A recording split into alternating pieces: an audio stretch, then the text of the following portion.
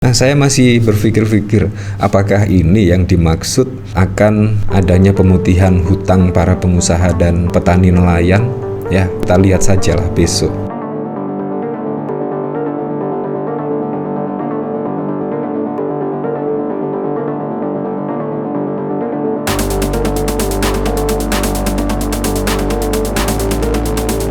Nah, ini yang cukup keren ya dari gebrakan Kemenq, dipimpin oleh Ibu Sri Mulyani.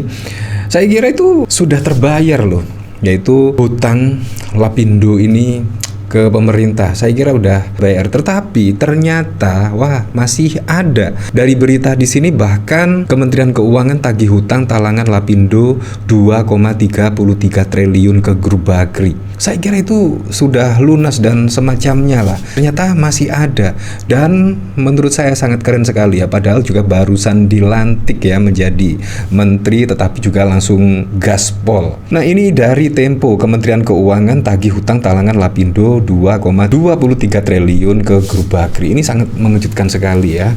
Saya kira itu setelah dilantiknya Pak Prabowo Subianto itu akan adem ayem saja ya. Ternyata juga langsung gaspol ya.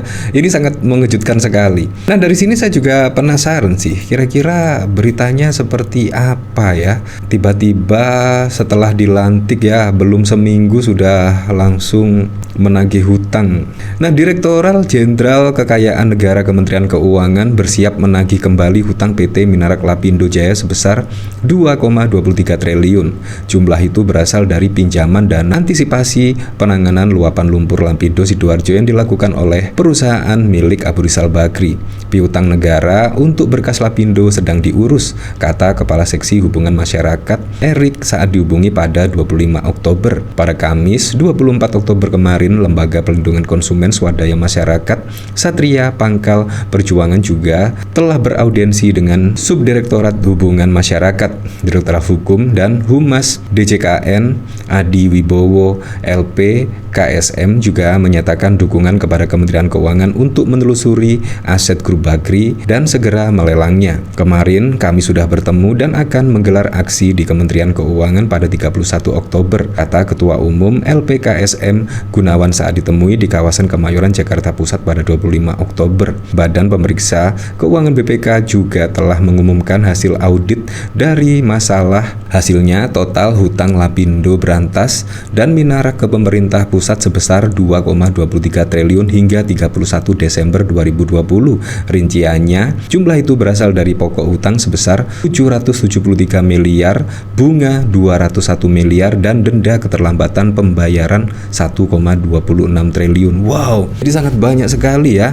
Dari yang pertama hutang 773 triliun, bunganya 201 miliar, dan denda keterlambatannya mencapai 1,26 triliun. Sementara itu Lapindo berantas baru membayar 5 miliar hutang, dan dana talangan itu telah berlangsung pada 2015 dan mesti dibayarkan pada 2019.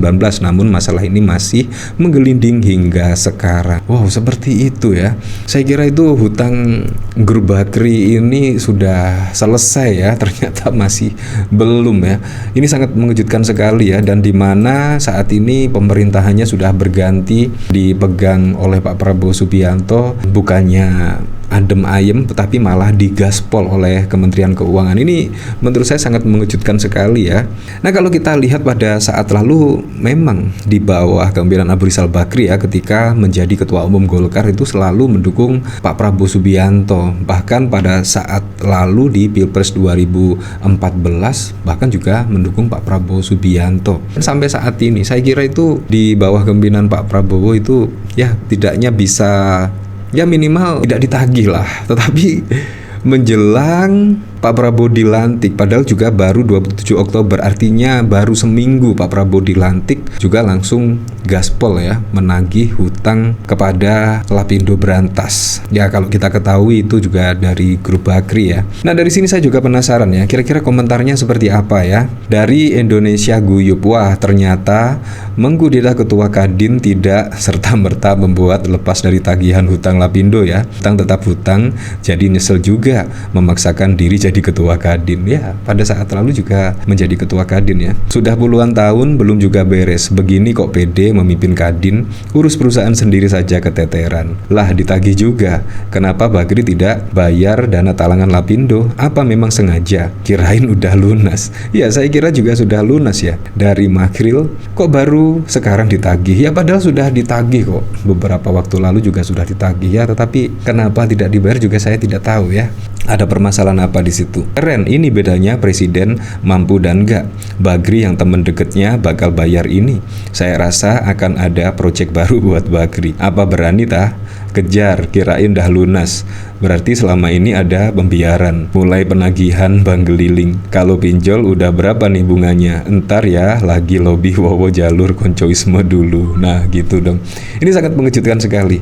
Saya kira itu sudah adem ayem, saya kira sudah dibayar lunas lah oleh grup Bakri. Ternyata masih ada hutang yaitu 2,23 triliun ya. Dari total hutang pada saat lalu pada 2015 773 miliar, bunga hutang 201 miliar, ditambah denda keterlambatan yang mencapai 1 triliun lebih. Ini sangat mengejutkan sekali ya, di mana dendanya itu lebih besar daripada hutang pokoknya. Wah, saya juga pengen tahu sih, penasaran juga sih sejarah lumpur Lapindo, penyebab hutang dan perkara ganti rugi. Nah, jumlah hutang Lapindo, pemerintah masih berupaya menagih hutang kepada PT Lapindo Minarak Jaya dengan sering menyuratinya, tetapi pihak PT Lapindo selalu menyampaikan dalil. Kemenkyu akhirnya menyerahkan kasus hutang Lapindo ke Panitia Urusan Piutang Negara Cabang Jakarta dan lain sebagainya. Sejarah lumpur Lapindo. Sejarah lumpur Lapindo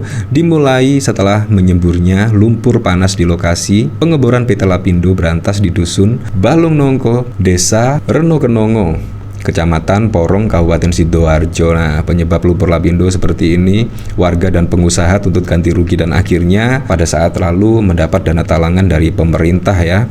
Dan akhirnya juga grup Bakri harus membayar dana talangan pemerintah tersebut, dan pada saat lalu juga dana talangan tersebut mencapai 775 miliar kalau tidak salah ya, dan sampai saat ini pun ternyata belum dibayar. Wow, sangat mengejutkan sekali.